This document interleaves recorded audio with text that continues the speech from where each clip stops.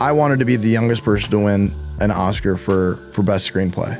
And it was won by Ben Affleck and Matt Damon when they were 25 for Good Will Hunting. And I was like, I'm going to beat that. And I'm on the trajectory to do it.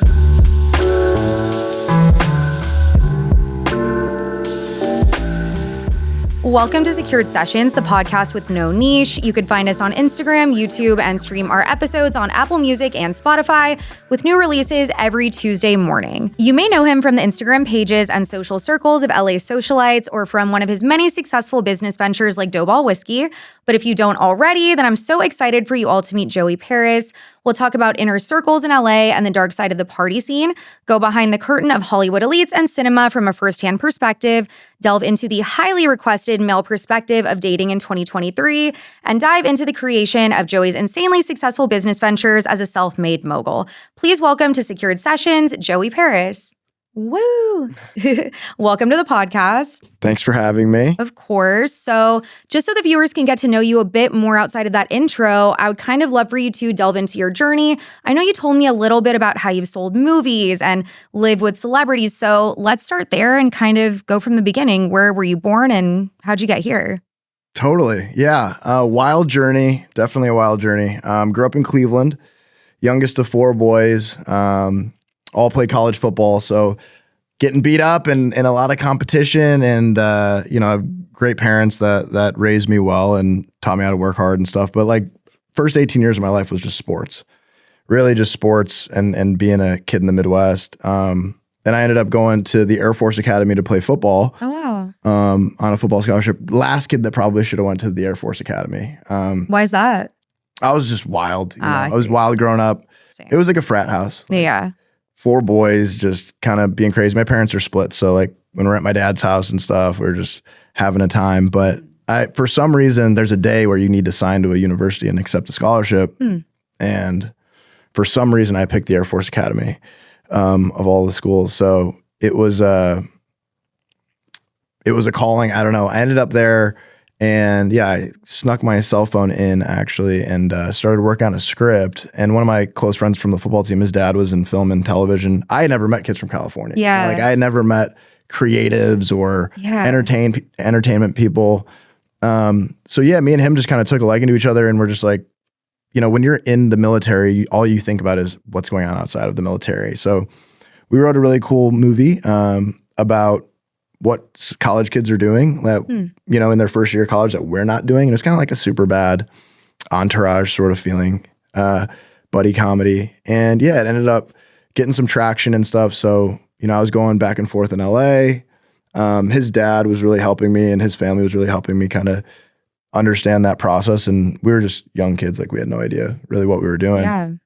So that was really unique and kind of my first introduction to California. But once I got to California, I was like, I love this place. Like, why do my parents live in Cleveland? Like, when this is an option, why are you there? But, all that glitters also isn't gold. Like, I quickly realized like it's a struggle and it's expensive and, it's a dog eat dog world out there. So, went from optioning that script and working on that script to, just trying to be a young writer. Like I just started getting confidence as a creative and,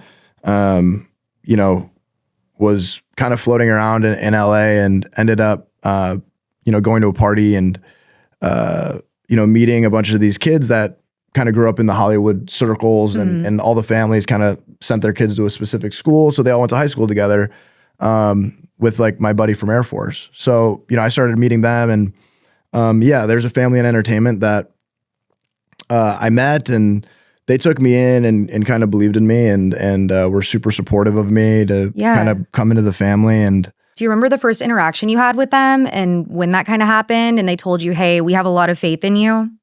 Yeah, it was it was a wild night where I had met his son, Miles, who's like one of my closest friends and like a brother. But it was a wild night where we had met and he was just kind of like, dude, who is this kid from Cleveland? Like, what's he doing in my house? What's going on here? And we just like really connected, had a heart to heart and got to know each other. And he wanted, I ended up meeting his mom and his dad. And, I think just like, it was very contrasting my upbringing to what their upbringing was. And just, I think, they wanted to help me. And I think they saw that I was really working hard and had a vision for myself as a creative in LA. And also just to bring a new perspective into the family, like of the value of $1 and what it's not like. I didn't get a Range Rover for my first car. You know what I mean? Like I had a shitty Pontiac Grand Am that like hardly worked. So it was just, a big thing too was just kind of like my outlook on life, I think, with like manifestation and kind of creating your dreams and chasing your dreams wholeheartedly and like really believing in yourself. And like, as crazy as it was for a kid from Cleveland to think he could like maybe write and sell a movie, next thing I know is with this family and that's huge in the entertainment world and like living in this castle and like being surrounded by all these things that were so foreign to me. Yeah. Speaks volumes to manifestation, honestly. Right there alone, It was kind of like my proof there that I was like, oh, this thing is real. Like this really works. And, me and Lionel, we ended up really connecting on that because was a part of his journey as well. And being a trailblazer in the music industry and in his world. So yeah, from there, got into finance and a bunch of different things. And obviously the people that were in those like neighborhoods, Sophia and Miles was in high school. Sophia was like 10 years old at the time. So all of her friends were always there. And I was like the kid in the guest house, big bro kind of vibes. Like, what's Joey doing? Is he partying? What's back there? Like I was getting tattled on, but then they're talking about crushes. And so they were just like, I didn't understand that they were all going to grow up to be who they are and things like that. But built really close relationships with a lot of those people and was just kind of thrown into it. Absolutely. Yeah. And that's so interesting. I think, again, that speaks volumes, 1, to manifestation, and 2, to just you as a person. Because I can imagine those people would be hesitant to let someone in. I'm sure they might have people around that would want to use them or be around for the wrong reasons. Totally. So that's really awesome that they saw something in you just so early on. And that helped you develop into who you are now. And I'm sure you've helped them a lot as well with various things. But with that said, putting a quick pause on the story to you're in LA, you're starting to grow up there, you're going out. From what I have heard, I don't know how true this is, and again, it's all speculation, getting into some of these parties that are high level, it might have higher end celebrities. There are certain things people might have to do to get into those. And I've heard of things like a blood oath and all kinds of stuff. Is that true? Is that just made up? Is it Yeah. I mean, just like totally false. Like, yeah. There's so much like cliche stuff you hear about LA. And it's like, I would say the only thing that's true is like, yes, it's driven by celebrity and status. Yeah. Like LA is driven by that. Mm-hmm. There's some of the most brilliant people like you will ever meet that are some of the saddest people, some of the wealthiest people that are the saddest. And like that is all true. And like the girl that everyone aspires to look like and be like on Instagram is probably the saddest girl in the world. Why do you think that is? It's just kind of the culture there. Yeah. Everybody's going there to make it. You were the coolest kid in Cleveland. You were the hottest girl in Nebraska. You were it's the top 1% dream chasers all go to this town to make it.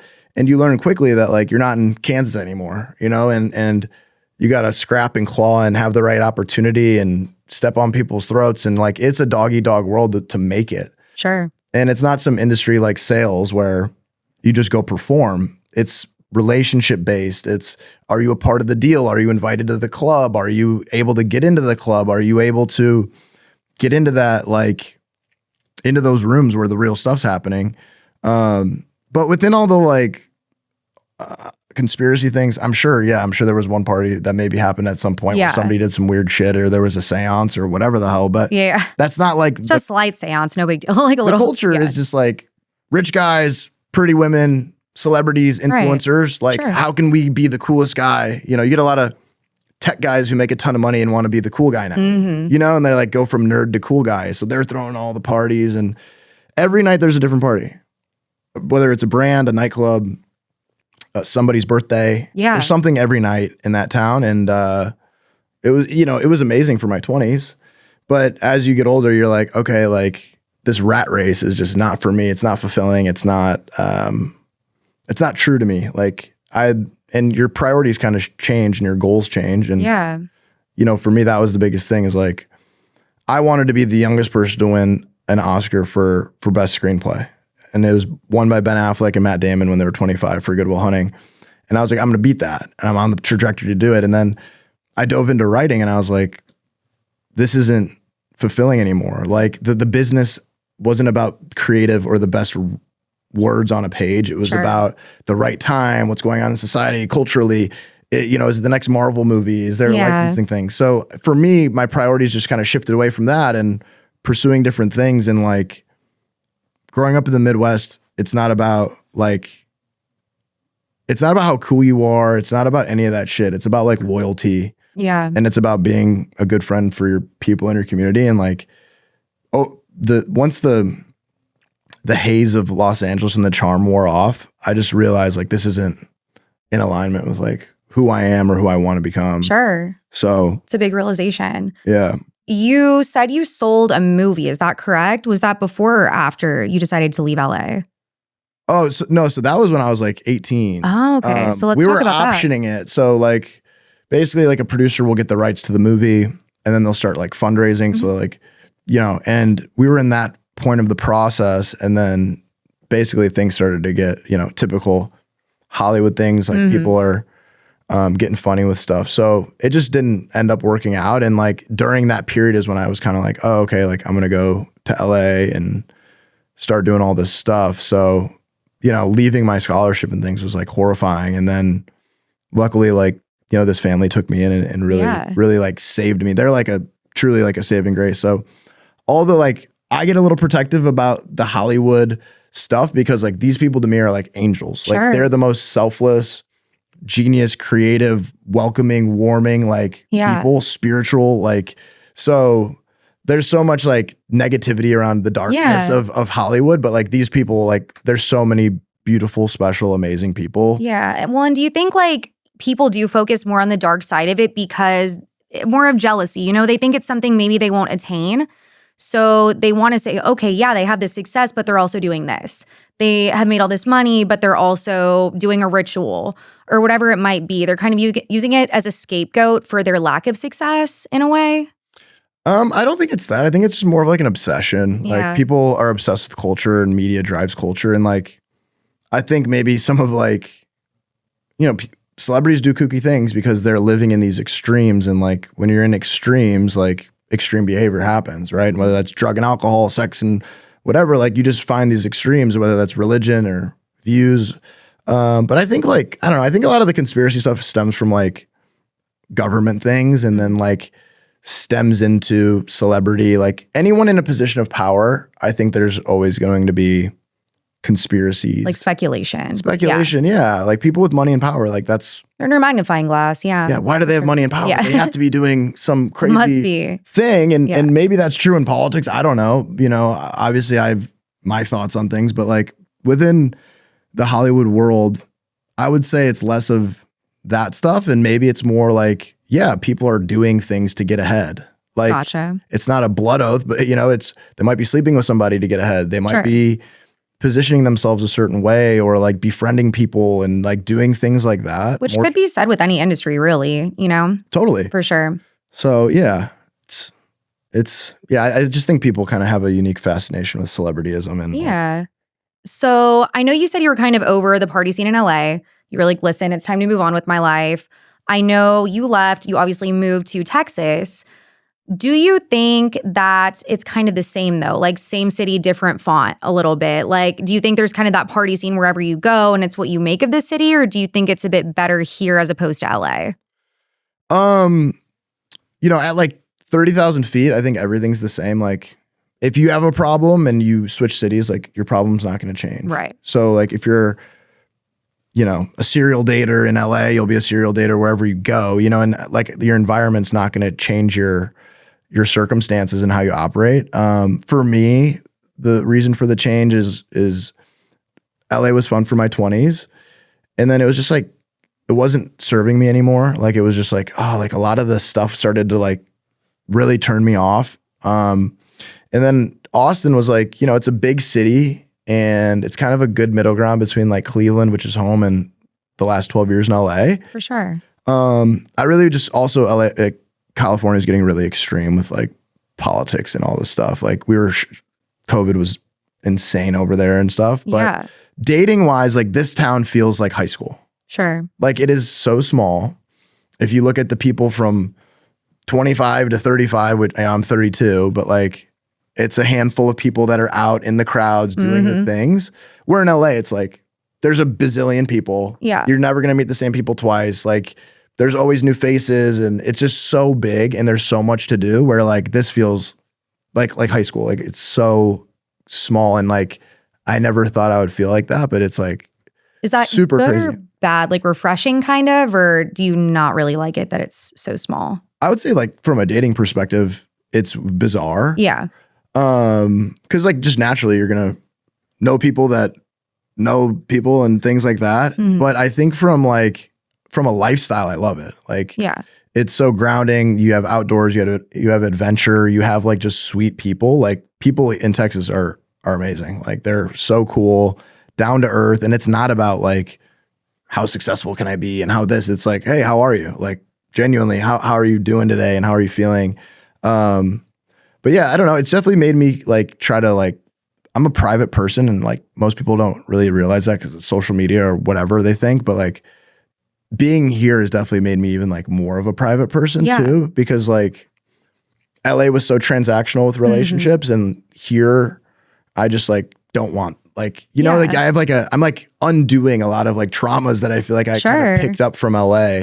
So I've just been like really taking to myself, like being more of a homebody and like trying to think about like what I want my community to be like here. Absolutely. Well, speaking of kind of that toxic culture and what you left, this is something that I brought up on another podcast and a lot of people wanted a male perspective on this. So I would love to hear from you about it, especially coming from a place like LA where I'm sure this is so prevalent. Peacocking in the club, you know, fake flexing, fake private jets even. Have you heard that there's sets that you can go to? Yeah, where you crazy. It's like, if you do that, like, you got to take a hard, long look in the mirror. Yeah. Figure shit out. That's For those crazy. of you that don't know, basically, do you want to explain kind of what it is? It's like a fake set of a plane. You can just like rent like, the interior of a PJ and take pictures for like an hour. And it's like, if you do that, like you are so driven by the wrong things. It's just like that, like these sort of things make me scared for society. I'm just like, where the fuck are we going? What's happening? Exactly. So we brought up stuff like that, kind of like why people do that, why they flex on social media. Of course, one reason to get girls, telltale reason. Do you think there's anything deeper than that psychologically? Do you think they're compensating for something? I asked a female guest the same thing, but from your perspective? For the guy or the girl? The guy. Oh, yeah. I mean, it just stems from insecurity. It's like, sadly, like people value money so much. And like on a deep level, primally, it's like, okay, like a man should protect and like provide. And like that is one of the aspects instinctually that like a woman is looking for in a mate. But a man like leading with that and like that being their entire identity, I think just completely comes from insecurity of like not being confident in who they actually are and how they carry themselves in the world. And, you know, if I was a girl, like that would be my number one red flag. Like candidly for me, when I see females posting that sort of thing, I'm very like turned off by it because I'm just like, oh, like that's what she wants and that's what she's looking for and that's what she values. And like, that's just not like in line with my values. In more of a party sense or like traveling, or where do you kind of draw the line between, okay, this is toxic and this is just kind of someone showing their life? It's so hard because like if you get enamored by somebody and you're like so into them and they're going on all these trips, you're like, oh, she's just a free spirit traveler. And then like, you know. But why is she only posting a Rolex at a table? Why like who's there with her? Yeah, like who's taking her on these trips? Yeah. Like, you know, so it's I would say like it's a big red flag for me. Like, but I'm an adventurous person. So like I also admire somebody that's a free spirit. And like I've gotten caught up in the like trying to fix girls. Yeah, you're like, I have been the Rolex at the table. Like, well, it's just like, you know, I'm also just like, I admire free spirits. Like I have a very bizarre journey and like, I go where the wind takes me and my heart takes me. And like, a lot of times, like you can find a lot of that in girls that are like very adventurous and traveling and putting themselves out there. So it's like, I'm trying not to judge, but I'm also like, red flags are red flags, you know, and it gets really like messed up. Like it's a confusing, like social media has really put us in a very like bizarre place. Like dating wise. It's yeah, I could talk about that for literal hours. It's like the whole grass is always greener mentality too. You have limitless amounts of prospects basically at your fingertips. So the tiniest little thing and you could just kind of go on to the next, which isn't healthy by any means. Totally. And I talk about this often, but it's like people wonder why not as many people are getting married. People are single longer. It's like, well, your great-grandparents probably met at like a bowling alley. They saw each other and they were like, well, this is the one. That's it. Pack it up. We're going to have 7 kids. Now it's like, oh, well, I don't know. The dude you're with is on Tinder, Raya, Facebook dating. Like, you never know. Yeah. And, you know, maybe you have a fight one day and they have so many options. They just go to the next thing. So. For sure. And it's like, you know, it's like there's no rule book on dating. Like, how are you supposed to date? You know, like, you're dating to date. You're dating to get to know people to see if they're like a viable partner. And obviously, there's optionality is so big right now and it's so easy to find people. But like through that, like, you know, it's like business. Like if you launch a lot of businesses, eventually you're going to learn from each of them and you're going to be better and you're going to be more equipped to find your partner. So, you know, it's such a tricky thing. Like, I try not to judge people on like that sort of stuff and not judge myself because sometimes I like think about it like what's the best way to go about this like communicatively like you know and just knowing other people are dating and doing all this stuff and you know once it starts to get serious you obviously start to get insecure because of the accessibility of everybody. Right. You know, back to LA, like I dated a lot of girls that were well-known or like in the scenes and being pursued by all the top people and all this sort of stuff. So it's like Tyga and all of their DMs. Just kidding. I mean, everybody, like I got from a, you know, like just a cheating perspective, it was like almost every serious relationship ended in cheating with a celebrity. Like it was like always that kind of like a repetitive thing.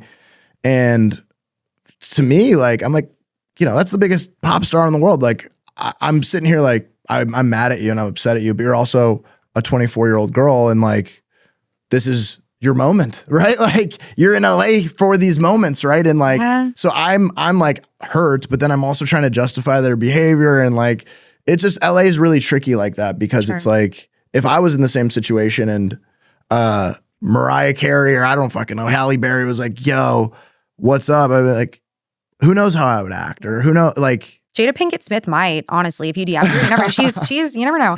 But I think at that point though, I wouldn't even blame yourself per se saying it's just LA because they could have probably been honest with their intentions from jump. Like, hey, let's see where this goes. But if Drake DMs me, I'm probably going to go. You know, maybe that's something they should have been more open about to you in the first place, in my opinion. Yeah. No, I mean, it is what it is. And they, you know, they made their decisions. And like, to me, it was always like, oh, like, thanks for showing your true colors. Because like now I can just move on. And like, a lot of times those are the people that would come back and be like, oh, I screwed up or blah, blah, blah. But it's like, you know, it's a learning experience for me. Where it affected me the most was just like from a confidence perspective and like, oh, like I need to build myself up to a stature to where they wouldn't even want to be with somebody like that. They want to be with me. So then like it starts to become this ego thing. Sure. And like that's really where LA gets tricky is like a lot of the things that are driving success, like having the prettiest girl or having the biggest house or having the private jet, it's all driven by ego. And like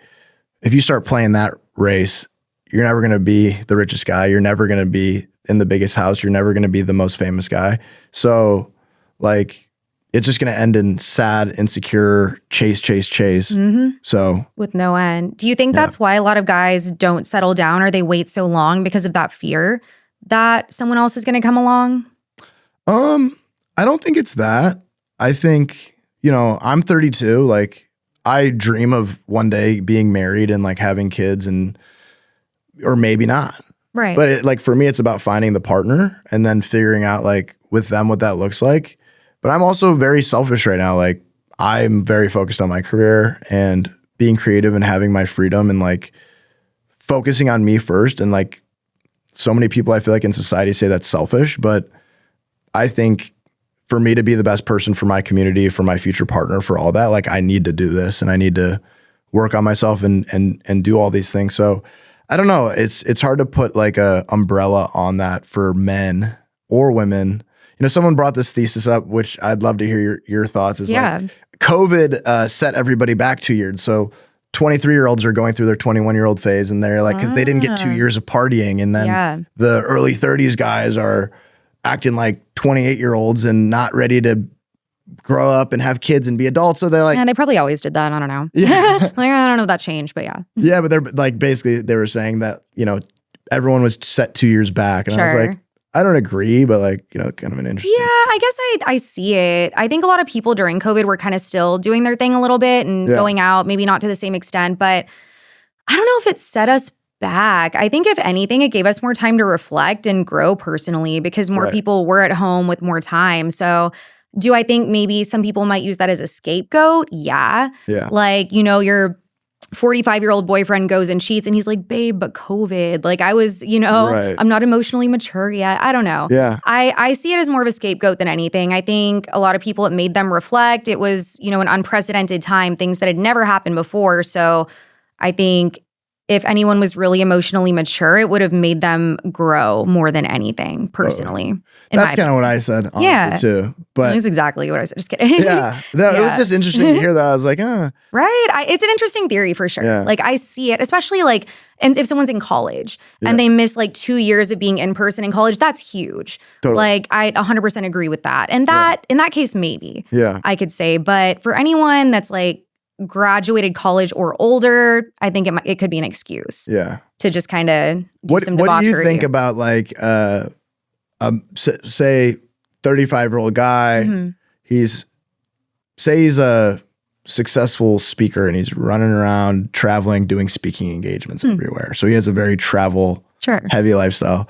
Would you judge him for like not wanting to have children or get married because of his career or something like that? I don't think so. I think there's different circumstances. I think if someone really wants to focus on their career and their growth, that's totally fine.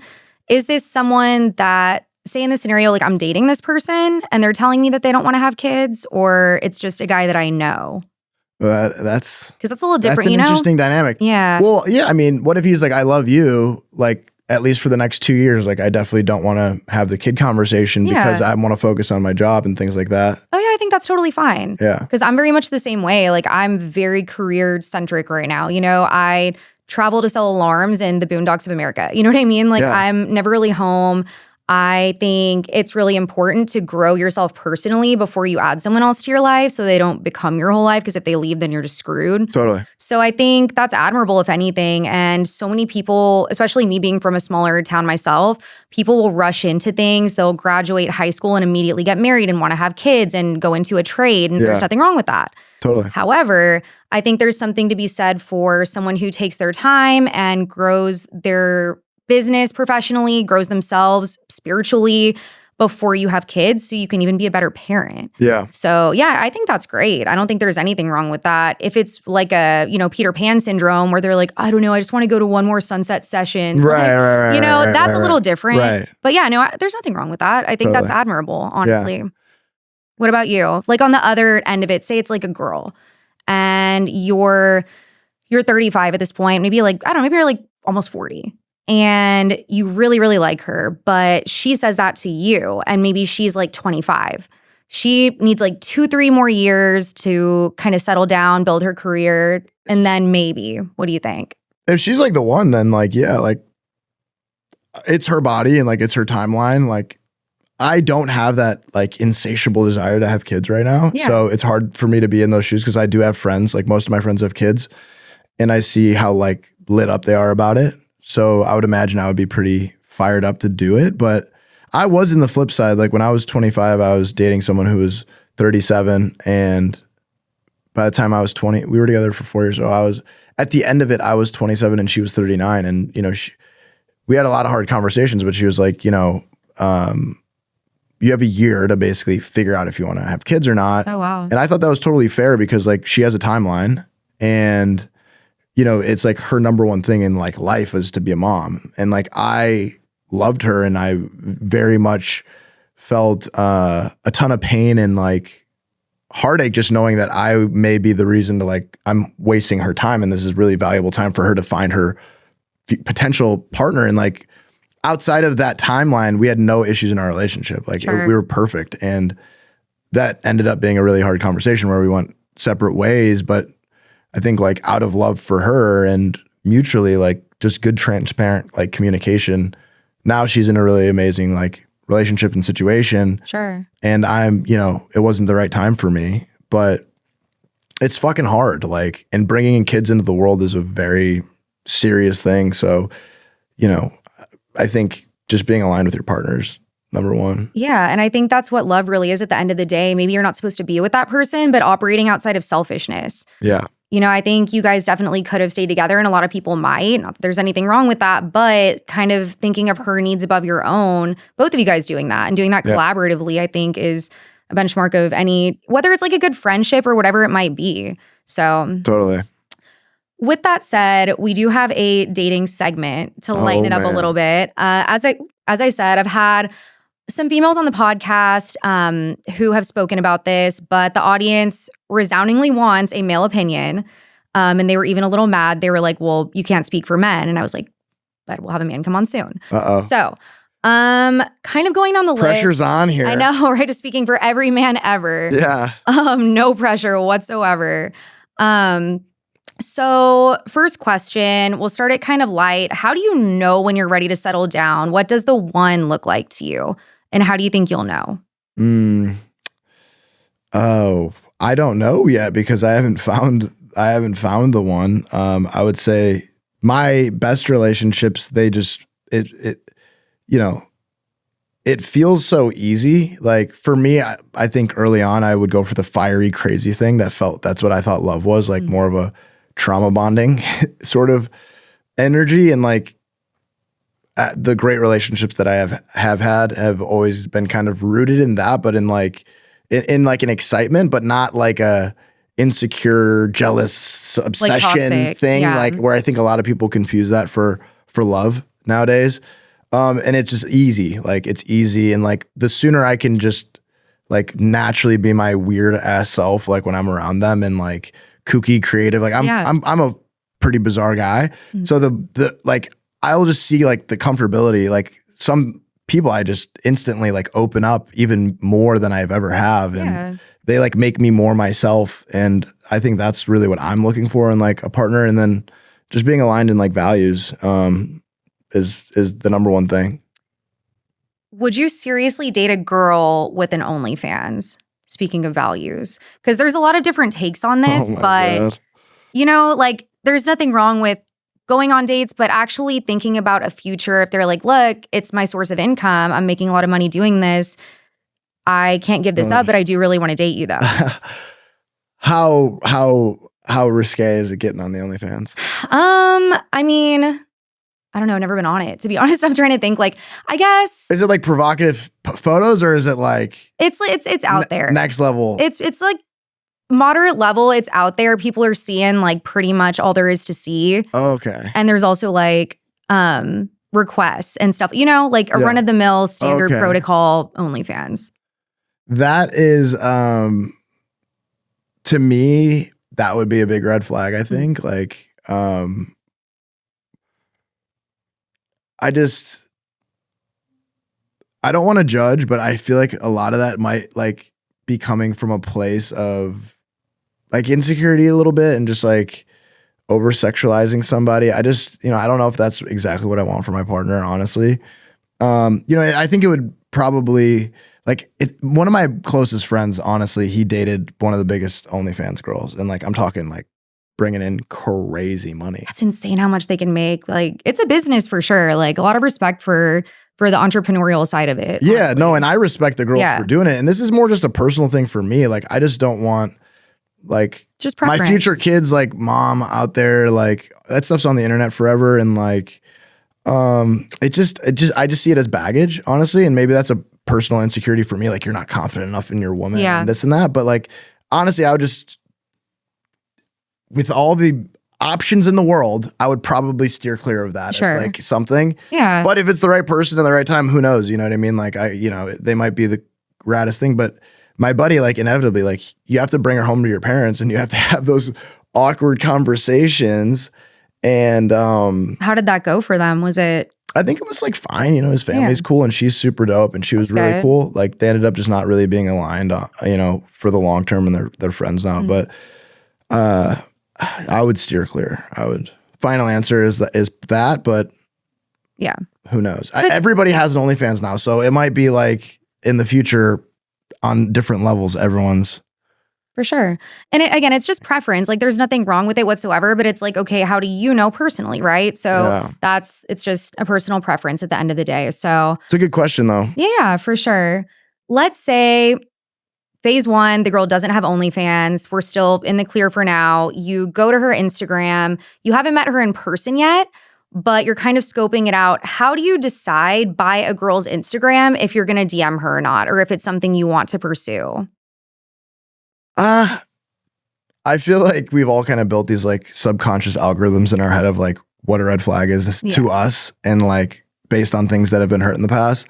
Like I said, if I'm seeing like the PJs and all that crazy stuff, like I'm not really interested in that. And like in Dubai, like a little too much. Yeah, exactly. Too many times. What are you doing internationally wise in Dubai? International waters. What are you doing? Yeah. Yeah. I typically like pretty like creative, artsy types of gals and things like that. People like that can really stimulate me mentally, and I can like jam with, and like no kooky ideas are crazy enough. So if I can kind of sense that like balance and that free spirit kind of nature, then that's usually what I'm attracted to.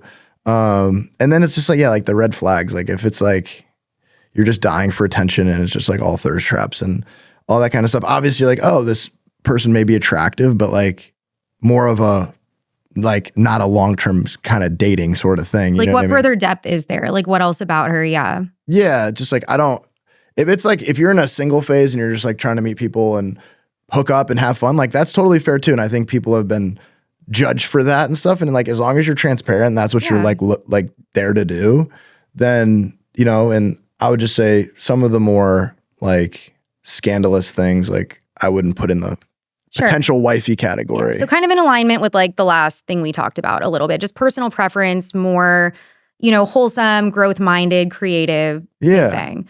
Yeah. So I have a few friends of mine, girlfriends, and they have moved to new cities, and all of a sudden, almost without fail, and this has happened in numerous cities, there's like specific groups of guys within this city that are probably going to the bars a bunch, stuff like that, and they are all hitting her up simultaneously.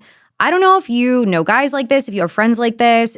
Do they talk about this? Do they coordinate? Do they kind of see like who she's going to respond to? What's behind that? Because I'm like, there's no way they don't know, I don't think it's an organized effort. I think like inevitably, depending on the city and the size, like Austin, for example, there's probably 1,000 guys and 1,000 girls between 23 and 35 that are successful, attractive, whatever, and probably all trying to court each other, like in one way or another, or are familiar with each other. So I think naturally, like that's gonna happen. I've had so many times, like where I'll be interested in a girl, and I'll reach out to my buddies, like, "Hey, you're a mutual friend. Do you know them?" And they're like, "Yeah, we hooked up or something." Oh, I'm like, no, fuck, like again. Yeah. So that I think it's just like kind of what do they say, like birds of a flock fly together or something like that. It's just like I think naturally you and your friends or me and my friends, like I'm sure there's shared attractions and like it just all kind of, gets interwoven. Back to like the difference between Austin and LA, that's the thing. Like LA, it felt less like that. And if it did happen, it felt like just less of a big deal. Sure. Where in Austin, it feels just a lot more intimate and tighter. So like it's honestly hard for me to like meet somebody I don't know. Like that's somebody I know hasn't had gone on a date with or like talked to on Instagram or something at least. Yeah, exactly. For sure. So yeah, I don't think dudes have an organized effort though. I think it's just a meeting. They're like, look, we got a new girl in town, guys. Like up on a whiteboard. They're like, who wants it? Yeah. But yeah, no, for sure. It's funny though. Like some of my friends have a certain type or whatever, and like versus my type or things in that. So they'll be like, oh, hey, I thought this girl would be cute for you, or it's actually really vice wholesome. versa. Yeah. So it's like, I don't know. I don't think. Yeah. Cute. Okay, for sure. So played this game on a podcast with Alex, a friend of mine, and a lot of people had a lot of opinions on it, but it is, what would you consider cheating? So I'm going to go down a list, and I'm going to ask you from a male perspective, because you guys really wanted this. We're talking about business, guys. We're getting into the juicy stuff. We're getting there. Don't worry. I'm like, actually, after this segment, it is about your work. But before we get there, we got to have some controversy. Yeah, no, this is actually fun. Like, I didn't have sisters or anything growing up. I never had to have this kind of gossip talk. Yeah. So this is exciting. Well, it's genuinely interesting to hear from a guy's perspective too. You know, because I have my guy friends, and I feel like their take is always so interesting to hear, because as a girl, that's just the way my brain works. Yeah. So hearing it from a different perspective is really cool, I think. So let's say you meet a girl, no OnlyFans, you like her Instagram, we're moving forward, you guys are starting to be a little serious, okay? Her best friend is a guy. How do you, I wouldn't say like, well, do you think she would be cheating with him? What are your hunches? Are you comfortable with that? Are you not? What are your thoughts? Is he straight? Yeah. He's 100% straight, jacked. How long have they known each other? I guess that does matter too. Yeah, let's say for the sake of the scenario, 10 years. Like, is he like kind of like a me equivalent, where I'm like, oh, she's sexually and like romantically into me, and he's very similar to me. It's odd that there's not a sexual thing going on. Is that kind of where you're We don't know. Like, you're pretty new to meeting this girl still, and she's like, oh my God, you have to meet my best friend. You're like, who is she? Carefully. And he's like, hey, Joey, what's up? And it's like this big dude. I would tread carefully. Yeah. You know, like, I would just like suss it out, I think. Like, give it some like time. Have they hooked up? Like, I'm a pretty open-minded dude, and like I would like be understanding, because like, but for like I just would never, like, my best friend I just don't think would be a girl. But like, if we grew up together and like our parents were friends growing up and we've known each other since diapers, it's like, oh, I can get that. But if it's like a newer sort of thing and it's like feels flirty at times, I would probably just be like, you know, if I was really feeling strongly for her, I would probably start like putting up my walls and start like pulling back a little bit, just because like I'm not trying to compete with my girlfriend. Like, I don't want to feel that way. But like, on that note, would you say then, because you don't think that like guys and girls could probably be best friends, the girlfriends that you do have, would you say that like either something has happened or like you've thought about that, or not the case? Not the case. Like, I have some exes that I'm very close with, where like if I met their boyfriends, I would be super like respectful, and it would be cool, and like totally cool with that. And like, I honestly think it's dope when like you see older divorced couples and they're like hanging out together, still like best friends, doing the whole shit with their new spouses and things. But you know, I have girlfriends that are both, like, that started as something that was like we thought would be romantic and isn't. And then I have ones that are just like homies, that are like truly just homies. Like, we like the same stuff and they're cool and we met through a mutual friend. But there's like, those girls still aren't like in my, they wouldn't make my top 8 on MySpace. Oh, wow. That's serious. That might date myself a little bit, but that, you know. I had Zanga. I'm like dating myself, like Photo Bucket. Do y'all remember? Zanga? Yeah. Did you ever have that? No, I feel like it was like AIM straight into MySpace and then Facebook. I'm like, all right, well, I guess I'm just old as fuck. Just kidding. No, I think like, how old are you again? 32. Okay, I'm 31. Maybe it was just like a thing in my hometown. I don't know. Where Maybe it was from? like a little hillbilly, like Corpus Christi, Texas, the home of Selena Quintanilla. Oh my gosh. I know. Yeah. Cleveland, Ohio, we're the home of Bone Thugs and Harmony. Really? Oh my gosh. We got Kid Cudi, MGK. Wait, what? That's Rock and Roll Hall of Fame. Like, we got Whataburger, Selena, just gang activity. I don't know. Selena's a big one. That is a huge one. Yeah, it really is. Pretty cool. Yolanda Saldivar actually got out of prison recently, I think. That's the person who killed her? Mm-hmm. Yeah, she was like her manager. The one, don't know what's going on. It was on a plane? So I've heard so many different versions of this story. I've also seen the movie more times than I want to admit. It's like a culture you have to, like, out of the womb, they just start playing it for you once you come out. Yeah. But are you Hispanic? Yeah, I'm half. So my dad's side's from Reynosa, Mexico. My mom's side is Russian. Only second generation American on both sides. Yeah. Crazy combo. A psychopath. There. Yeah, just kidding. That is like, you know, speaking of like, that's an intimidating combination right there. Yeah, but I'm super nice though. They know. The people know. Yeah. Yeah, as far as Selena goes, I heard, or at least I think, she was on stage and she got shot. No, it was a hotel, I think. And like Yolanda told her to meet there or something. And like, I feel like I should know that. I feel like it's against, I'm going to get like an angry mob for not knowing. Yeah, I don't know. Is that so wrong? I just know she's like OG gangster. Like she's the one. Yeah, I wouldn't say she blew up in a plane though. I don't think that was her. Okay. Pretty sure. Some other big artist that happened and it was like a conspiracy. I believe it. So back to, is it cheating or not? Going out with her girlfriends and being at a guy's table. No. Okay. It depends like on where you're at in the relationship. If it's like super early on and she's out all the time doing that, like that's not what I'm looking for. Yeah. If I'm like in my early 20s, that's just like if you're in your early 20s in LA, like that's happening. Sure. No matter what. If you're with a pretty girl, she's going out, she's getting in, she's going to a table. Like that's that's just, but where I'm at in my life now, yeah, sure. If you're out like sometimes and like go have fun. Like for me, it's about like trust. If you have trust, like I'm not super tripping, like go wild out, do your thing. But yeah, so like you're on a date with this girl, you've been talking for a minute, you decide to go out to a bar, she knows all the bouncers. Like you've seen that meme where it's like if she goes out and she hugs all the bouncers and they all know her name, that's a red flag. Do you think that's true? Or maybe she's just social.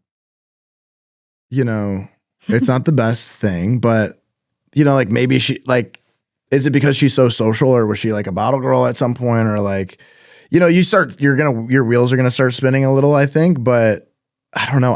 I'm usually drawn to pretty like charismatic, social people. So like part of me is like, but then also part of me is like, you know, she's a social person. Like I could probably be judged for a lot of the same things like in the male context. So I try not to be super judgy about that kind of stuff. Not the best look though, like I will say. So say she was a bottle girl at some point. Would you say that's a red flag or how do you feel about that? Or she still actively is even? What are your thoughts? I mean, get your money. Like, you know, you gotta go and get your money and like, you know, I think it's, I'm not stoked like if my girlfriend's out like half naked serving bottles and flirting with rich dudes all day. Like that's her career. But it's a valid point. I think the big thing is like also does like that person have a vision? If they think it's like the coolest thing ever that's what they're doing, I'm like, all right, like not really. I'm gonna do this to retirement. Yeah. Yeah, like not my bit. But if they're doing it as like a means to launch an art career or launch a business or other things, like, you know, some of those girls are hustlers and it's like actually impressive how much money they can kind of rake in. So hard to hate on it. But now I'm 32, so usually I think there's a bit of a lifespan for girls in that world. For sure. As well. So as long as there's like an end goal or some aspiration or something aside from that, that's fair for sure. Yeah. Taking a guy's phone number when it's offered to her, even if she says she's just being polite. So a guy goes up to her. This happened to me. Really? Like not too long ago, actually, with someone who I had like just kind of started hanging out with. And I saw them and they were like, I gave him a fake number. And I was just like, oh, I didn't like the way it made me feel. I'll say that much. And it definitely made me like put my guard up. But at the same time, like we had never had a conversation about what we're doing, where we're at, like how we're moving and things like that. So to me, I just kind of took it as like, all right, like proceed with caution. Yeah. But it's in her right to like do that. We're not freaking married. We're not like exclusively dating. So it was a good opportunity for me to like understand, wow, I actually really do like this person because it did affect me in a way. So it's not a good look at all, in my opinion, but it depends where you're at. I feel like even if you aren't anything, if you guys have been talking, or even if you're just on a first date, I think it's ultimately kind of disrespectful. I don't know. In front of you? Yeah. Like in front of you. Oh, like yeah. If you see it happen, like I'm also the type of dude where like I'm gonna say something like I'm probably about gonna the whole situation. Like burn down the cell towers. I don't know. Like the 5G towers are going down. Like I would no, just, like, not today. No, I would be like, first off, like, buddy, like relax, like cool it down. And if she's like, you know, showing kind of interest in that sort of stuff, I'm probably just gonna be like, all right, like to the streets. Yeah, I know about that. Me and you aren't on the same page here. That's like just disrespectful. Even the same book. Yeah, weird. I know about that. Yeah. Texting a guy that's not a friend. Like you check her phone and you see text to a dude. We don't really know the context. We don't know the vibe. It's a few exchanges, but I would never check the phone. Yeah. So like that would never happen to me. Yeah. You see it light up. Her phone lights up and it says like Trevor. I'm pretty open. Like I'm a pretty good communicator. So I think I would be like, who's Trevor? You know, like if it's like on my mind and making me feel weird and I really like this person, I'm just going to like address it head on. And tackle it there. Like as I've dated, and this also applies to business and everything in my life, and it's like a value that's been hugely helpful, is like the second I feel something needs changed or fixed or addressed, the gap between when I realize it and when I take action on it is like changed everything in my life. You know, like I want to change career. Some people take 2 years to finally change career. The quicker you like realize and then, or like, I want to have this conversation with my partner, or I want to start doing guitar. Like the quicker you realize and you take action, like if you can continuously condense that window, that's kind of turned me into like, at least from a dating perspective, business, it's turned me into like a serial entrepreneur. And from a dating perspective, it's turned me into like, I think a radical communicator. Sure. Where it's I don't like things lingering. Like I'm an emotional guy, so it will consume me. Well, and whether someone says it or not, I think the resentment will build. You know, it'll be on your mind. You'll be thinking about it. I feel like you're not human if you don't. Right. You know, you might try to suppress it, but as time passes, I think you're just going to be thinking about it more and more, and that'll just ultimately cause things to go downhill. So I think it's definitely the best thing to do to address it in the moment, if not soon after. Totally. Let's see. Almost done with this part, I promise. These are tricky. I mean, I'm really like diving into it, and I'm just like. So let's say you as a guy, and then from the other perspective too, but you're scrolling Instagram and you see you're dating a girl also, mind you. You see bikini pics. You see like pics of different girls. Are you liking those photos if you're in a serious relationship or not? This is such a tricky question. Though it shouldn't be like. No, because it's just like, you know, you shouldn't be. Like out of respect for your partner, you don't want to be. Like, come on, Joey, I got faith in you. Yeah. No. But like also like vice versa, where I'm sitting there and like if my girl likes some picture of like some hot dude, like, and I can sit here and be like, that's a hot dude. He's like some model guy who like, whatever. I'm like, honestly, like I get it. Like you like the picture, it's a hot dude. Vice versa for a guy. If the guy is doing it with like the intentions of like, oh, I want to maybe get this girl's attention. That's where I see it like being weird. If you're just like liking a picture that is like, I don't know, pick a celebrity or something. Like, I don't know. Like the way I can't think of any celebrities right now. Like at all. Just my mind going blanks. back to Mariah Carey for some reason because we're talking about her. Like Hannah Mojo. Okay, like she'll post like cute pics and like little cute dresses. Hannah's at Coachella. She posts like a bikini pic and it's like, oh, like she's a famous person or something that I follow. And you like it. It's like, I don't think that that's like a terrible thing on behalf of the guy. If it's like a local girl in your hood who's like runs in circles and things and like you're doing it in that way, that I see that differently. But I actually agree. I think a celebrity is different than like a person in your hometown. I've actually not thought about that perspective, but I don't mind it. I've also just like been with some girls that are like crazy about it and they're like, I can't believe you fucking like this picture. And it's like, to me, it's like such a mindless thing. Like I'm so unaware like while I'm doing it. And that's a lame ass dude excuse. But like, you know what I mean? It's like you're fucking wake up, you're scrolling the internet, you're just like, but whatever. Then, did you also accidentally like a pic of like a hairy fat dude, you know? Or was it only like bikini pics? You know, like you're a little bit cognizant because I don't think you would like just like the girl side of it. I think there's intention. Like I think you can feel the intention. But what I'm saying is like when you're doing that and your intention is off, then that's so super wrong. But I've also had like times where it's like a picture that like is of that like every person in America liked. And it's like, dude, the context matters. Yeah, I think it matters. I think it's also just like, if you have trust in your partner, like, I think that's just what this all stems from, like all these questions. It's just like, 100%. if you're on the same page, it's like, babe, like, go like your heart out on Instagram. Like, we're solid. Like, we got our shit dialed in. Right. Like, if you just know. I don't give a shit. You know, like, it's naturally in our nature to like those things. Like, you know what I mean? And I think in relationships, when you just restrict, like all the person wants to do is break out. Like, I don't want to put someone in a cage and. But then should they even be in a relationship, you know, if they feel restricted and want to break out? Or do you think that's someone who should just be single? It's just, I mean, there's obviously like boundaries and so much like nuance to all of it. But like, yeah, I don't want to ever feel like I'm in a cage and like I want to love somebody. You know what I mean? So I don't think they're like one and the same. I think if you want to hook up with other people, then yeah, you should obviously consider. But I think it's like also unfair to say that like the second I enter a relationship, all of my attractions to anything else is gone. And like I think that's unrealistic. And I think that, you know, the more you can just like actually be like communicative and understanding of like these things, and you're not going to be able to control all of their actions. You're not going to be able to put them. And if your focus is like, what are they doing? Are they breaking all my rules? Then like, you're just not coming from the right place from the beginning of trust and confidence and like. Yeah, I don't know. All my boyfriends are wearing a blindfold and they get a flip phone once they start dating me. I'm just kidding. That's the Russian and Mexican thing. Exactly. I'm like, no. I'm like, I have a standard issue blindfold. They also get a Motorola Razr at best. Not a QWERTY keyboard. It's very hard to text. Definitely no FaceTime, but that's just funny. Me though. I don't know. That's a one-off. But let's see here. A few more, because I really do want to dive into the businesses, growth, and things like that in that context, because that's really interesting as well. And I think it help a lot of people, especially starting from scratch as an entrepreneur. But what would you say is the biggest mistake that girls make nowadays in like 2023 while dating? And like, what's the worst date you've ever been on, with that said?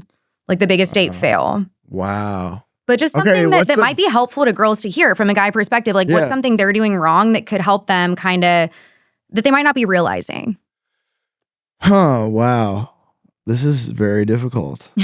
I mean, it is a tough question, but yeah. I would say like, I don't like when girls try to act like the hot girl. Like, I'm more like the sweatpants and like, let's like. Hair tied, chilling with no makeup on. Exactly. Exactly. Like, let's bake cookies and watch movies and play Monopoly Deal and like hang out, and that's it. You know, like that's kind of the vibe I'm on. And sometimes I think girls like interpret me differently and like think I'm want to like go be out in the clubs and do all this wild shit, and like they try to like lean into that to make themselves seem cool, and it's like just a big turnoff, at least in my perspective.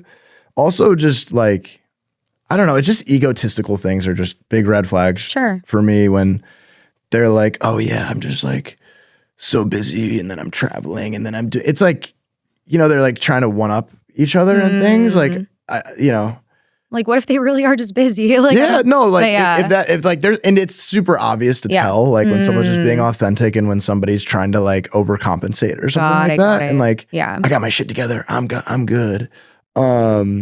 It's like the people who say it the loudest, like, is it really true? Like people who always talk about how much money they have, like, do you really? But the really, really wealthy ones are usually quiet about it, you know, and just kind of work. So exactly. And like, you know, I've met some girls and like, oh, my like summer travel schedule is Europe and then this and then that. And I'm like, you know, to me, leaving LA to get away from those sort of types of people and things, like, it's just a big turnoff to me personally. I like just super down to earth, approachable, like fun, easygoing people, go with the flow.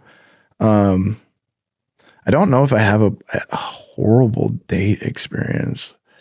Honestly, like I'd like to think I'm extremely picky, and like I usually don't get into like the dating phase until I'm like pretty interested in somebody and like can jive with them. But the worst date, I don't know. Do you have any crazy stories that have been told on here that I like? I mean, I have a terrible first date. If you'd like to hear about it. Oh, I definitely want to hear She already knows the one I'm going to tell. I definitely. Well, while you think about yours, so typically same. Like I won't even go on a first date with someone. I'll kind of vet the person, see, because like being busy, I'm like not with Europe travels, guys. Okay, like I really am busy. I really do work a lot. But a friend of mine wanted to set me up with someone, and she's married, and I was like, you know, I trust her judgment. The way she described him, he seemed like a really cool guy. Yeah. So he was not. So I'm in Austin at this time.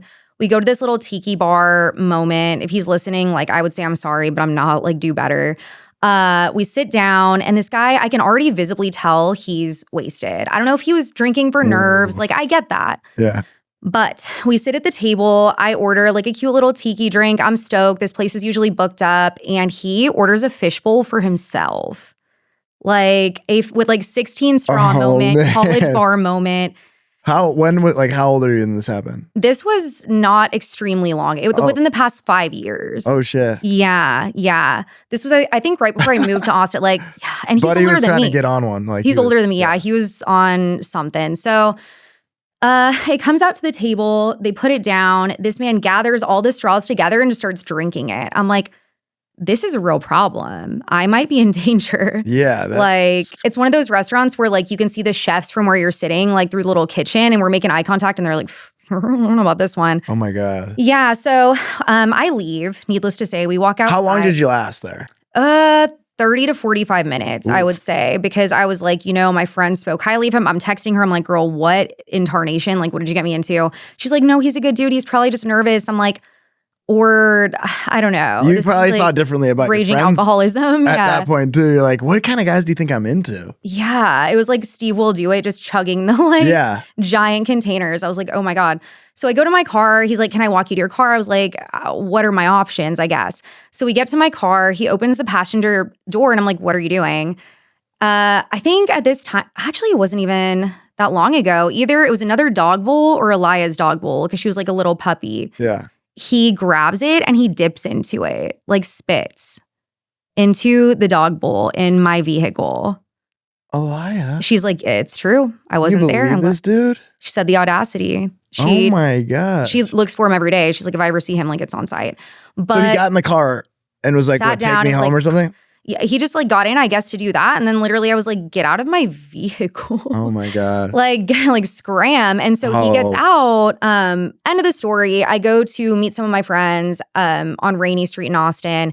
He's at the bar I'm at. I'm like, how could this possibly be? Yeah. And so then we just leave and I go on with my life. But yeah, that is, I would say hands down, really the only bad date I've ever had and my worst date that I've ever been on. So wow, that's I don't expect brutal. you to top that because it was bad. I don't have it. Yeah. Honestly, it's usually like, in LA you would get like, oh, this is like my dream girl from Instagram or the model girl that everybody's obsessed with her from the show or whatever it is. And then you go on a date with them and they're just like, it's like a piece of drywall. You're just like so boring. That's tough. No conversation, no nothing. They say don't meet your heroes, Yeah. I have a funny one where I was like on this date with like this person who used to be like a famous singer, like growing up, and like I'm on this date and then one of my closest buddies skis. He pulls up and he's like sees that I'm like on a date and he just like gets involved. Like he's just like drunk, he's having a time. It turns into like a fun adventure. And then like halfway through, he like realizes the person, he's like, oh my God, I was at your concert when I was 15.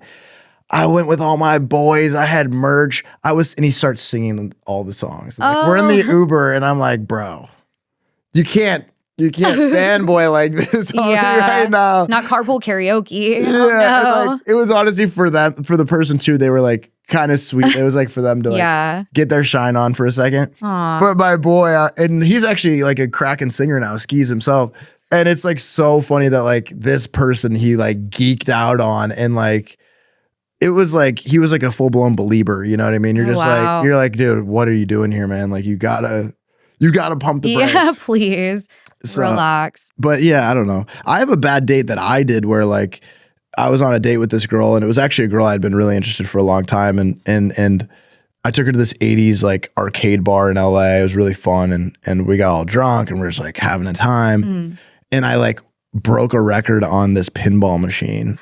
And the owner was like, it's been 20 years since someone's broken this thing. No. And I'm like hammered drunk and she's having a time. But the guy's like, there was like a crowd and like, I don't know. I don't play pinball like that.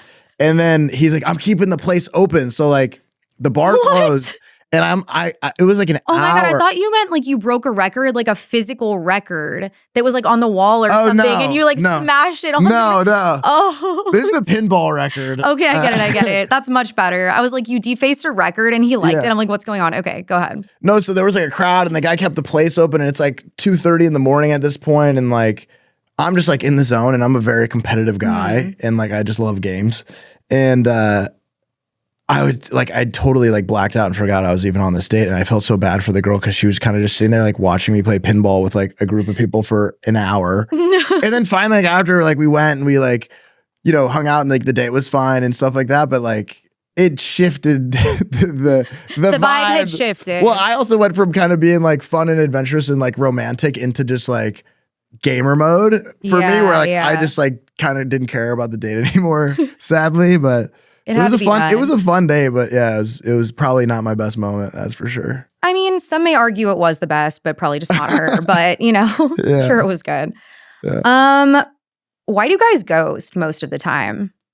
What would you say is like the biggest reason? They're just not interested. I think like one thing that I've worked on a lot myself is just like having those transparent conversations when I'm not feeling something, or like, I think that's just a respect thing, and like, just saying like, hey, like, I don't think this is going in the direction.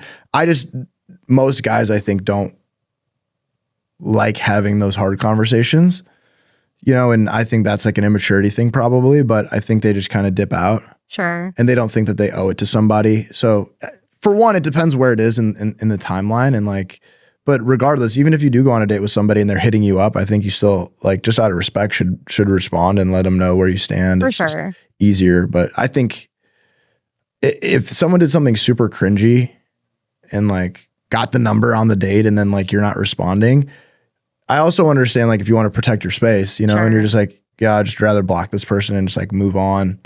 They played pinball way too late. I gotta go. Just kidding. Yeah. It was the wee hours of the morning. This guy's priorities are all fucked up. All out of whack. Yeah. Yeah. For sure. I would just say it's probably the number one reason would be avoiding like the hard conversation. Which makes sense. Like out of fear a little bit, or like maybe just not wanting to hurt their feelings, which you still are, I guess, but not directly. Yeah, that makes sense. Yeah.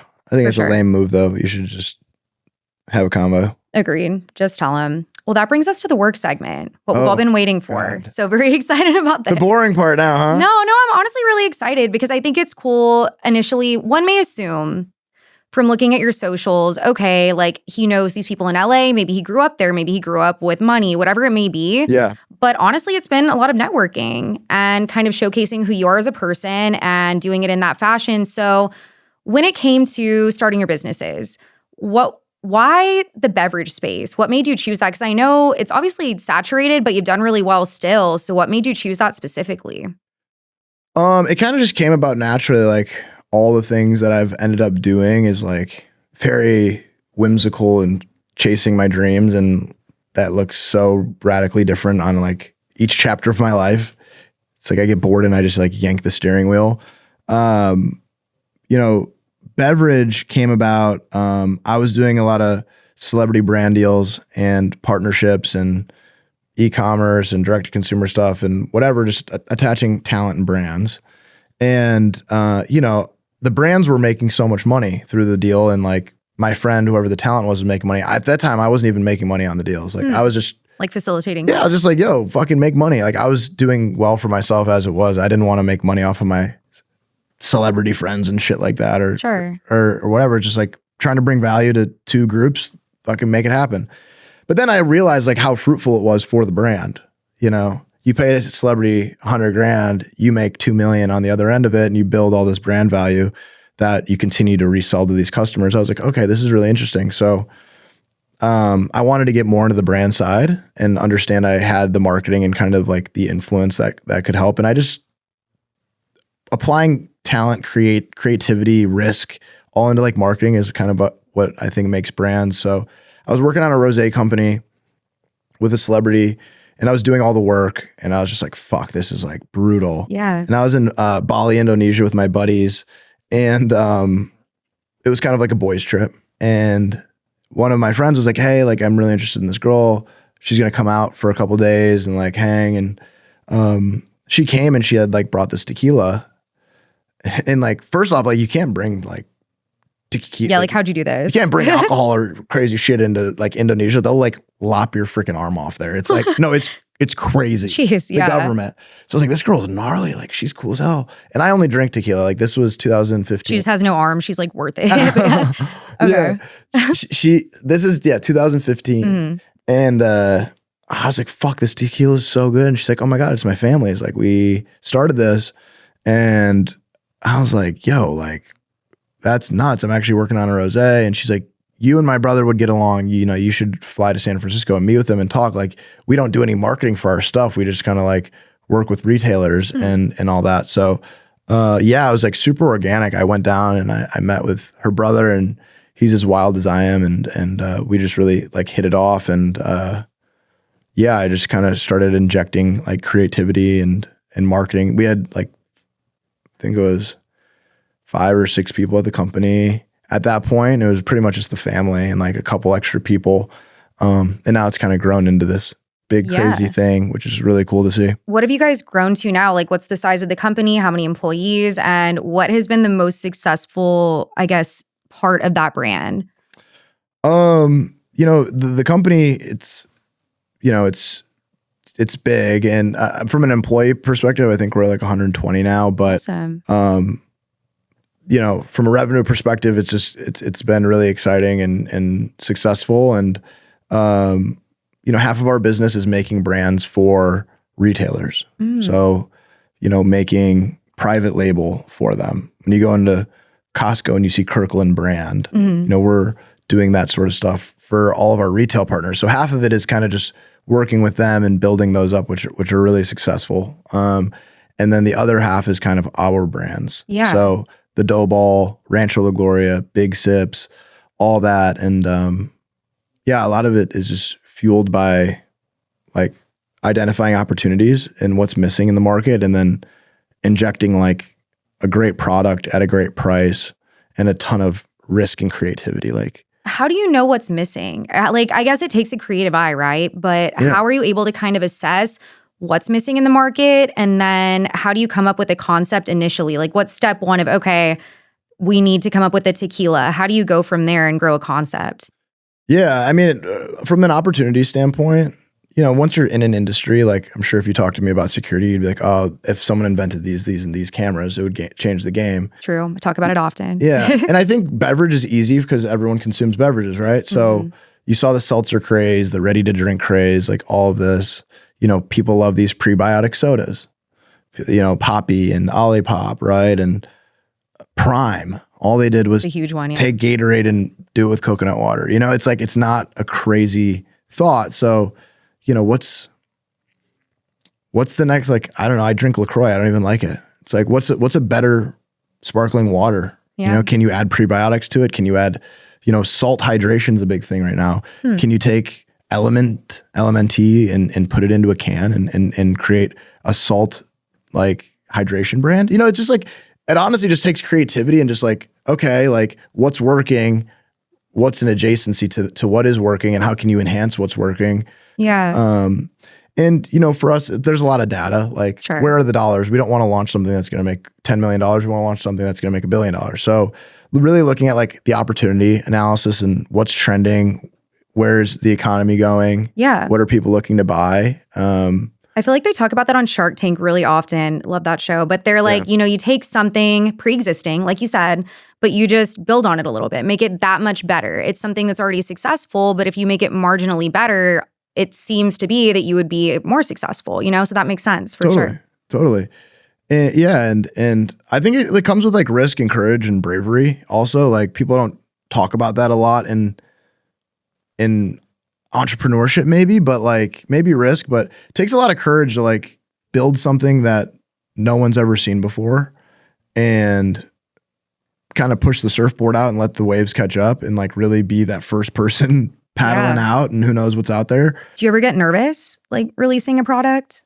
It depends how prepared we are, but you know, it's just more excitement. Like you spend so much time going from like my life is about taking things from like the unmanifest into the manifest. Like it starts in our brains or it starts in whatever, the ether. And then for some reason it comes through me as a channel, and that can be music for an artist. That can be a million things. And like, for me, I just approach it all kind of like any artist would. And just like, I'm open to receiving. And then once I have a strong intuition, like I just like really want to see it come to life. I want to taste it. I want to feel it. I want the world to taste it, feel it, touch it. And like, you know, that's to me the coolest thing. Like you had an idea to do a podcast and now we're sitting here. It's like, that's takes courage. It takes bravery. And for me, like, I know it's funny to say talking about alcohol and building beverage brands and whatever, but it's just like, it's the ultimate kind of creative challenge. And,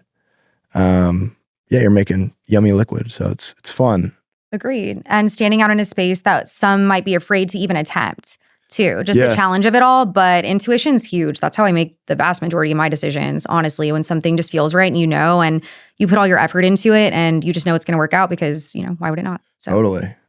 Yeah, it's also like it's the most competitive industry I think there is. I believe it. Alcohol, since Prohibition, you have a handful of distributors and you have a handful of suppliers, and the big suppliers keep buying all the cool brands, right? You see the Casamigos and all these celebrities sell to Diageo and Constellation and Sazerac and all the big titans, and we're at this really cool kind of like middle ground beneath them where we get to move fast and we can still like reach the scale and reach all the retailers and reach all the people without needing to take 2 years and 3 years of having the board and having the this and having the that, and 800,000 people need to agree on it. And like, we just kind of go and take the risks and move quickly and put it out there. What would you recommend to somebody that might not have that yet? So a new entrepreneur, maybe they have an idea or they want to break into the same space. What would step one be, in your opinion, to become successful as fast as possible and eliminate any learning curves if they can? If you're going to get into beverage, forget about direct to consumer if you want to can it because it's too heavy to ship. But for me, I think it all just starts with an idea that you're passionate about. Anything is going to be a lot of work, whether you work for somebody, whether you work for yourself. It's all the same. It's all relative. It's a ton of work. And if you're going to be an entrepreneur, like, you need to really obsess over what you're building and love it. And I know that's cliche and people talk about that all the time, but to put in those extra hours, you really need to, like, it's always on. And people think entrepreneurship has so much more freedom than being an employee. And I'm technically, I'm an employee and I've been an entrepreneur, but it's the same. Like, the reason I'm good at being a CMO at this beverage company is because as an entrepreneur, I just obsess over these things all day and night. And as an entrepreneur, you have to obsess all day and night. There's no time off. There's no 9 to 5. There's no clocking out. So it starts with a great idea. It starts with a ton of risk and doing something different and courageous, I think. And then a really good business plan, right? And if you're the creative guy, surround yourself with the best operator. Get the best operator in there. Get someone who wants to punch numbers. Get someone who loves systems and strategy and team building and will look through contracts and handle all that stuff while you're a visionary and you. So I think it's like understanding your strengths and your weaknesses very candidly, and building a good plan. Don't do the normal thing. Don't do the safe thing. Like, that's not going to get you anywhere. A lookalike brand that is another hard seltzer with a different name on it's not going to change anything, whether you have a celebrity or not. Like, yeah, I feel like the people trying to do the easy thing are never really going to be successful. It's the people that have to push through that comfortability level that ultimately do become successful and do things people haven't done before. Obviously. Totally. What would you say is the biggest mistake that you've made on your journey through business? Maybe it can eliminate other people from making that, or just something that you wish you knew when you started. I've launched businesses with friends. I've launched businesses on myself with my brother. So many different things. I would say, like, it's a long journey, and sometimes, like, I don't know, not to act like the old wise guy now or something, but like when I was in my early 20s, like, I was just now starting to see the chapters of my life, like, my teens and high school and then college and then my early 20s. And now it's like I can look at these specific chapters and like really reflect on them. When like you're in your 20s, you're like you're like not fully aware, but you're like in them. And I would just say, from a relationship standpoint, like, it's a really long journey, and don't like burn bridges. Like, take the high road, and that can always apply to dating and things too. Like, life is short. You, like, when you have moments of connection with people as entrepreneurs or as business partners, like, if business doesn't work out, like, like, it's all good, but like, make sure you're respectful, make sure that you're like maintaining a level of integrity and class. And I'm not saying that I didn't do that, but like, I've had some blow ups with old partners and stuff where like, it still eats me up because like we shared such a special moment. We like went after this thing together, and for us, like, not to be close now, it's like, oh, it sucks. Like, it does suck. So I would just say, know that, like, people are scratching and clawing and doing all this stuff to get to the top and be successful. Like, maintain your values along the way. If you want to sleep at night and you want to like get to the mountaintop, do it with class and like do it the right way. Don't think you can cheat or find a shortcut or anything like that. It's just going to set you back. Like you gotta do it the right way. Could not agree more. And maybe momentarily it might propel you, but karma is so real, I swear. I was talking about that earlier. It always catches up, and it's always going to be the people with honesty, integrity, and that did it the right way that come out on top more times than not. Totally. Like, and we've passed up opportunities business-wise with cool financial upside and stuff, but like just out of respect and loyalty to where are some of our current partners and things, it was just like, like it's not aligned with where we're at, so we're going to pass on it. And I think that's important. You know what I mean? You can make as much money as you want, but I think you got to do it the right way. And and I think you're always rewarded for that too. Even if it's not immediately, down the road, you'll understand why it didn't work out or why you didn't do it, and it'll pay off more than if you had, just for the instant gratification of that. Yeah. So what's next for you in life and business, and what's a final thought that you want to leave the viewers with today? What's next for me is, just launching tons of brands, and getting into non-alcohol, pretty heavy now, and looking at cool, unique spaces within water and functional beverages and coffees and things like that. And exciting. Yeah. Personal favorite. Yeah. Maybe chips, who knows? But things that can sell into big retailers, just continuing to innovate and be creative and do bigger, splashier things.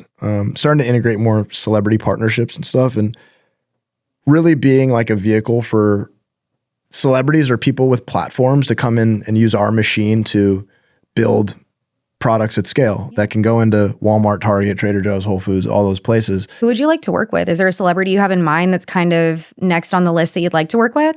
I'd love to do something with Drake. Like there's been, some conversations that have happened there. Oh, that's exciting. Just brushes past it. He's like, whatever, might have had a convo. I don't know. Yeah. But that's great. That's really exciting. Travis Kelce, he would be, I think it'd be fun to do something with Trav. Like, you think he's really dating Taylor Swift?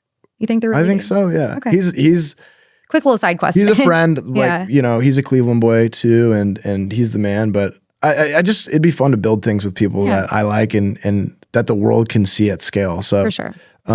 Especially like really unique creatives, like people that have like a really specific vision and taste, like we'll make something really rad and not just like, putting lipstick on a pig or whatever they say. Like, you know what I mean? Like, I don't want to just make something that everyone else has and just for the sake of putting something out with some fancy showman. Like, I don't care about that. So yeah, just excited to continue growing and building things. And personally, I think just continuing to learn and grow and adventure and experience cool shit that scares me, I think is like really important for me. Absolutely. And what was the last part of it? What's something you want them to take away from the episode today? And then also just where can they find you? Your socials, your businesses, anything like that? Yeah. So my socials, I am Joey Paris on Instagram. That's pretty much the main one. Our business is Patco Brands, patcobrands.com, but that's kind of like our umbrella company. And, Rancho La Gloria Margaritas, it's at Drink Rancho on Instagram, at Doughball Whiskey on, maybe Doughball_whiskey on Instagram, and at Big Sip 16 is our new brand that's on fire. So having a ton of fun with that. One thing I'll leave with, this is something that's that came up for me. I did a men's mastery weekend 2 weekends ago with my friends, and learned a lot about myself and like how to show up for my community and things like that. But it was like, I'm kind of wrapped up in stoicism right now. Mm-hmm. Are you familiar? Elaborate a little bit and I'll let you know. Stoicism, it's just like an ancient kind of like philosophy on controlling what you can control and like keeping your emotions out of it, and like Marcus Aurelius and Seneca and all these people. Mm-hmm. There's different schools of thought that have come from it. But one of the stories that really stuck with me that I kind of dove into was about Diogenes. He was actually like one of the leaders of cynicism, creating cynicism, which back then was just doing the opposite of what society wants. So everyone wants to be a politician, a warlord, a king, all of these things. They just want to be like an honorable man and simple. And their thesis is a man with less wants and desires is more in control of his life, because those are things that are in his control and he's not driven by all those things. So there's this really cool story. Basically, Alexander the Great had just conquered the world, and he like crosses this river, and there's Diogenes, and he's on the other side of it, and he's like, "You're not passing." And essentially, one of Alexander the Great's men said, like, "This is Alexander the Great.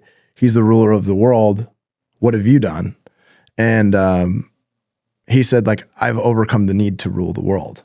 And they say, like, in that moment, he was more powerful than the most powerful man in the world. And I don't know, that's kind of stuck with me. And I think it relates to some of the LA stuff and everything like that, is like, happiness doesn't come from being rich or being famous or having the big house or anything. It like comes from being happy and being fulfilled and understanding your desires and wanting what's true to you and not wanting what everybody else in society wants. So yeah, that's a little nugget that really stuck with me and I think was impactful. Yeah, I absolutely love that. And I think it is applicable to so many things. But thank you so much for coming on. It's been awesome. We've talked about a lot of topics, a wide range, but I appreciate your time and you coming on Secured Sessions. So thank you. Yeah, thanks for having me. This was fun. Yeah. And excited to listen back. Absolutely. I'm going to edit it and make you look terrible. Just kidding. Yeah. So thank you guys so much for tuning into Secured Sessions, the podcast with no niche. Remember to follow us on Instagram, YouTube, Apple Music, and Spotify to see who we bring on next. Love you guys so much. Until next time.